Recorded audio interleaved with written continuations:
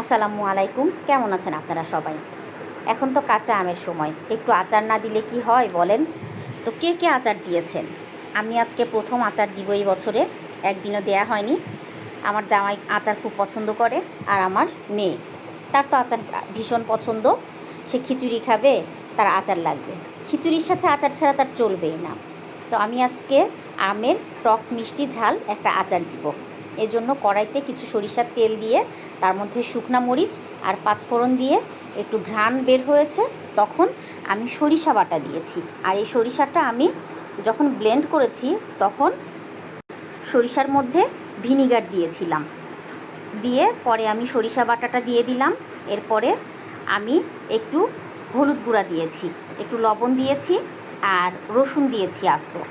দিয়ে আম দিয়ে বেশ কিছুক্ষণ নাড়াচাড়া করব সিদ্ধ হয়ে আসা পর্যন্ত।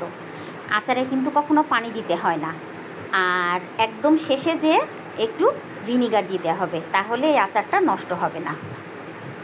আমি যতক্ষণ সিদ্ধ হয়ে না আসে ততক্ষণ পর্যন্ত আমি চুলার উপরেই রাখবো আর নাড়তে থাকবো, যাতে নিচে আবার লেগে না যায়। এর মাঝে আমি একটু স্বাদ মতো লবণ দিব আর চিনি দিব, যেহেতু আচারটা টক মিষ্টি ঝাল হবে। আমি বেশ কিছুক্ষণ নাড়াচাড়া করেছি, আমার আমটা নরম হয়ে এসেছে, রসুনটাও নরম হয়ে এসেছে। এমন সময় আমি ধনিয়া, আস্ত ধনিয়া ভেজে রেখেছিলাম গুঁড়া করে, সেটা দিব। তারপরে আমি দিব হচ্ছে চিলি ফ্লেক্স দিয়ে খুব ভালো করে আবারও বেশ কিছুক্ষণ নাড়াচাড়া করে আস্তে আস্তে জাল করব, যাতে করে আমের মধ্যে এই ধনিয়ার ঘ্রাণটা যায়। আর যখন আমের আচারটা খাওয়া হয়েছে নামানোর পরে, তখন ধনিয়ার এত দারুণ একটা ফ্লেভার আসছে, ভীষণ মজা হয়েছে খেতে। আপনারা কিন্তু অবশ্যই একবার বাসায় বানিয়ে ট্রাই করতে পারেন। এখন কিন্তু আমের সিজন চলতেছে। আচারটা ঠান্ডা হওয়ার জন্য আমি ফ্যানের নিচে রেখে দিয়েছিলাম। তো আচারটা এখন আমার ঠান্ডা হয়ে গিয়েছে, এখন আমি বয়মে উঠিয়ে রাখবো।